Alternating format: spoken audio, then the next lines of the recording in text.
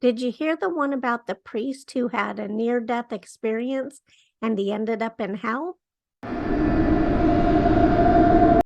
It's actually not a joke, but it does sound like the start of a punchline, right?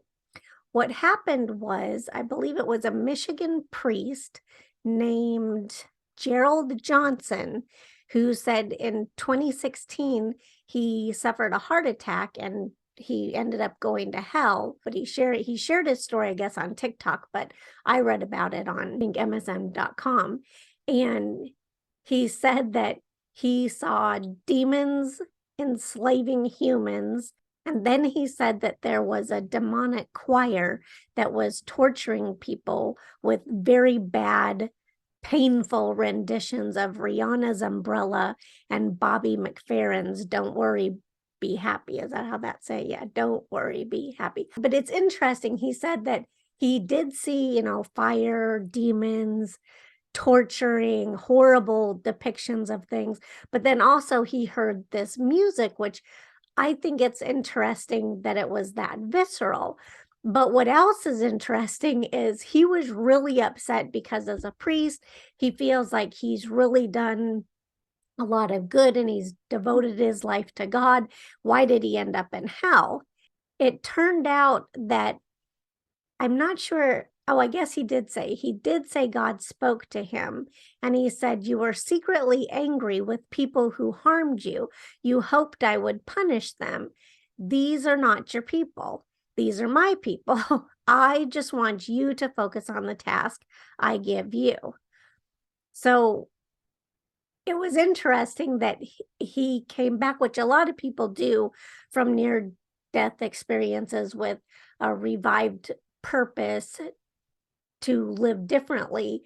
They feel they've been given a second chance and they want to live differently, which he seems like he was already living pretty well, at least on the outside, but internally, apparently he'd really been harmed and in his life, or maybe not harmed, but he felt a lot of anger and he wasn't forgiving people for things he perceived they had done to him. So he got I think, a second chance, and hopefully he's found a way to forgive and move on and do what he feels that God has put him here to now continue to do.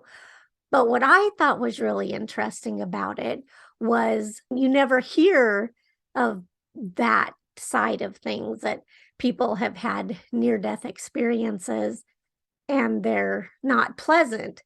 You hear about it a little bit, but it's more common if somebody's had a near death experience that we focus on the positive side, or that they're more willing to speak about it, and that's what we hear.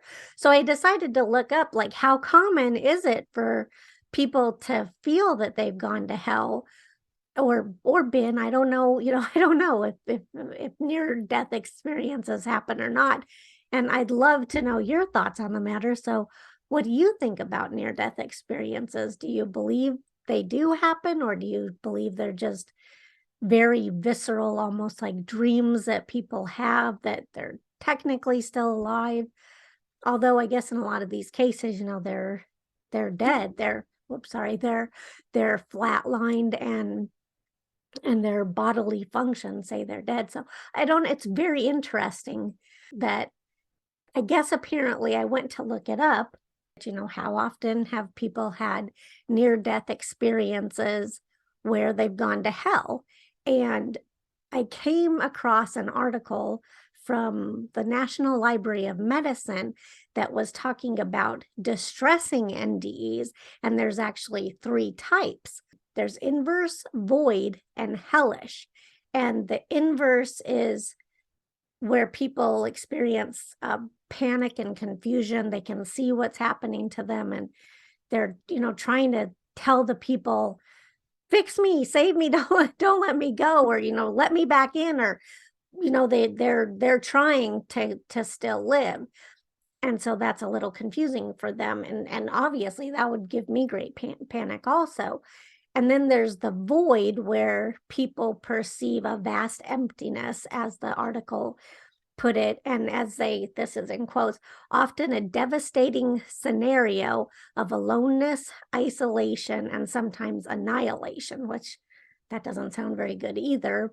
And then there was the hellish, and it's not necessarily all fire and brimstone, but it's more a lot of the descriptions that the article shared of examples does describe people having a sense of being in a cave or under the earth, and there's demonic looking or grotesque, malevolent beings that they're encountering, and it's very frightening, and it's not good.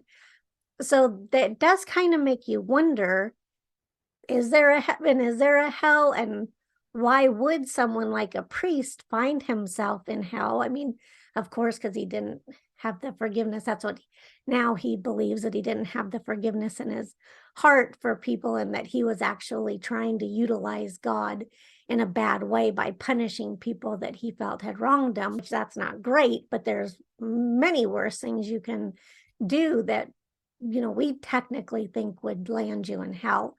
But it's very interesting. And it's interesting that there were three different categories of near-death, distressing near-death experiences. So I didn't know that. Just, I was wondering, did you know that either? Let me know. Let me know your thoughts on near-death experiences. Maybe you're very well versed. I'm not as well versed. I'm actually not versed very much at all on near-death experiences. But I thought it was super interesting to find out that there were distressing kinds, as well as the glorious, shining lights and a warm feeling and feeling comforted. It's very interesting. And I wonder, of course, my skeptical nature, I don't discount that people have had these experiences, but I do wonder if something in their DNA or their personality or their outlook on life, does that influence what their death experience, or where they go in death, does that influence it at all? I just want, like, if you're more of a pessimist, will you end up in more of a distressing place, or if you're more of an optimist? I don't know.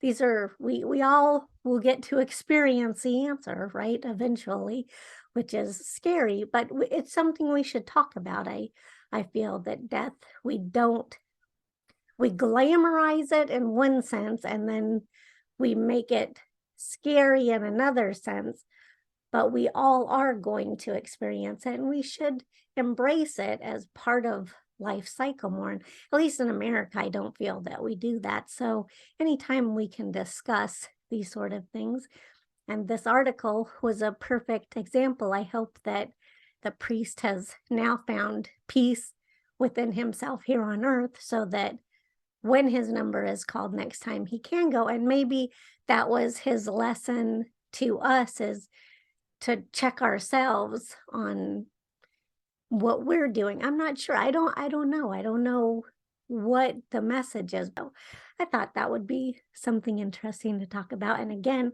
I encourage comments, however you feel about, did you hear, or are you on TikTok? Did you happen to see that video? What are your thoughts about a priest that had a distressing near-death experience and ended up in hell?